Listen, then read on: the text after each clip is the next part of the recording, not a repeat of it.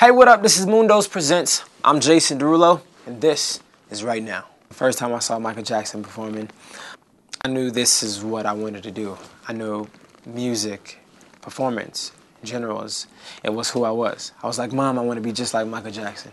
And then from that moment on, I never looked back. My mother didn't really know what to do because I was the type of kid who was just always singing, always dancing. You know, I didn't really want to do anything else. I was not outside playing with my friends. I was just inside. So I was a little different. So she was like, what should I do? You know, so she asked around, and then someone told her that she should put me into performing arts schools. So that's what she did. And in these schools, I learned how to read music. I learned classical music. I learned jazz music. I learned every different classic genre. And I became a real musician. I became a real actor, studying Shakespeare, musical theater, tap dance, jazz dance, you name it. You know, I was a real arts kid. But yeah, my family has always been very, very supportive in everything that I've wanted to accomplish, and you know, I wouldn't be here without that support. Classical training gives an edge. You know, it's the beginning. It's where music started. It's the base. I guess most artists don't have that training, but I mean, you can tell the people who do. You know, Adele was a performing arts student, and Lady Gaga. You know, people. These are like musicians. You know what I mean? And it gives you that certain edge. I guess knowing about music and all kinds of music gives you more versatility. Gives you flexibility. You know, you can do anything. You know, if you want to make a rock song, you can make a rock song. If you want to make a country song, you can make a country song. You know, and the fact that I've been writing songs since I was 8 years old, and me being a music lover and all kinds of music, you can tell that I just like to dibble and dabble. You know, and it just gives me flexibility to do whatever I want to do. I feel like art should be emotionally driven. So when I go into the studio, I'm not the kind of person who's going to sit down with his pen and pad and write the song that way. I'll just go directly into the booth and let her rip. You know, the first thing that comes to mind, what I'm feeling, what my gut is telling me, that's what you'll hear on wax. I feel like when I grab a pen and I start writing on the piece of paper, I'm diluting myself. I'm editing myself. And I don't think that's what music is. I think music should be conversational. I think music should be real. And when I just speak directly into the mic and almost freestyle, you know, it's truthful, you know, and it's real. I started off as a songwriter, and it kind of happened kind of weird because, you know, that's not really what I wanted to do. You know, I didn't want to be a ghostwriter for people in the industry. I wanted to be in the industry myself, you know, as the performer, as the person delivering the message. But everybody has their own journeys, and I guess this was mine. So me wanting to formulate a demo was challenging because people didn't want to work with the person that was an underdog, that was trying to get on. They wanted to work with the people that were on. You know, they wanted to further their careers and make money. So making a demo was kind of like out of the question if I wasn't paying for it. You know, I didn't really have the money to pay for it. So what I did was I went to these different producers and I was like, hey, I'm a songwriter. How about we write a song for this person? How about we write a song for this person? And line and say, hey, you know, I'm a songwriter. I've written, you know, for this person, that. And in actuality, I was just trying to make my demo. So I would go in and act like I was writing a song for Usher, but in actuality, I was just going to take that song and put it on my demo so I could show it to these labels.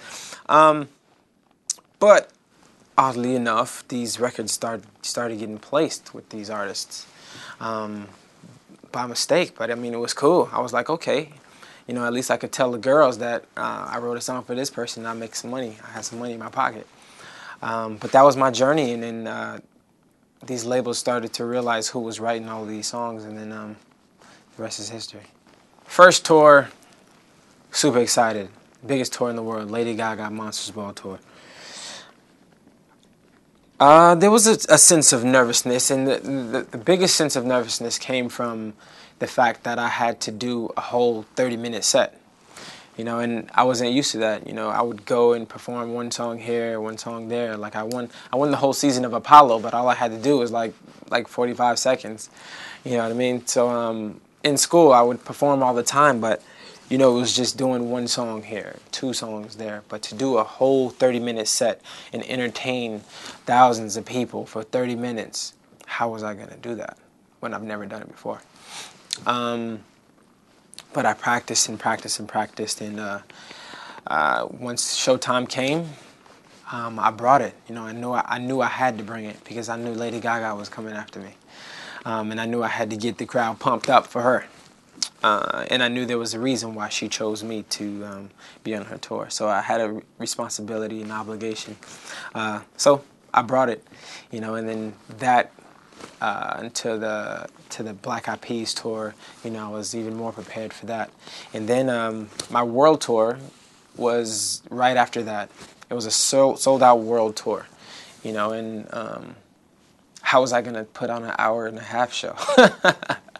I was coming from doing 30 minutes. I mean, what am I supposed to do now?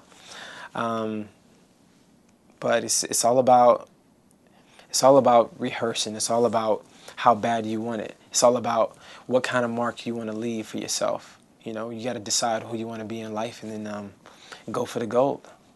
And I'm still going for it.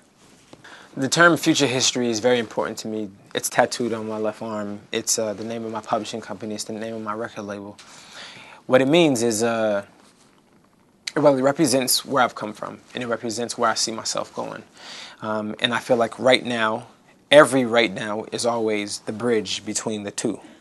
And I wanted this album to be that bridge between how hard I've worked to come where I am, to achieve the things that I've achieved, and then to see myself going the places that I'm going.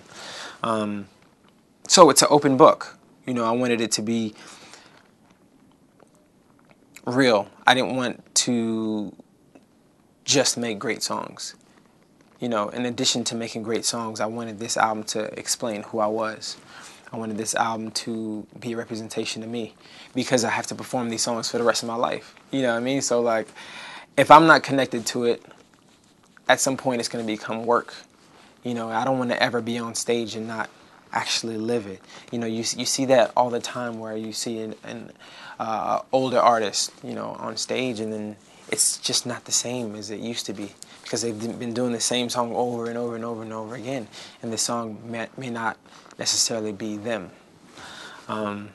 So every single song on my album, I'm totally in love with and totally obsessed with, and I hope that other people are too. Music is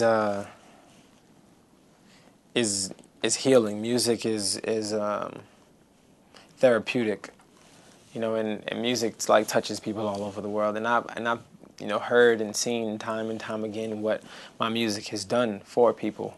All the time I get messages like, "Hey, this song has helped me get my marriage back together," or "Hey, riding solo is my jam. I broke up with my significant, and then now I'm cool. It's okay that I love myself now."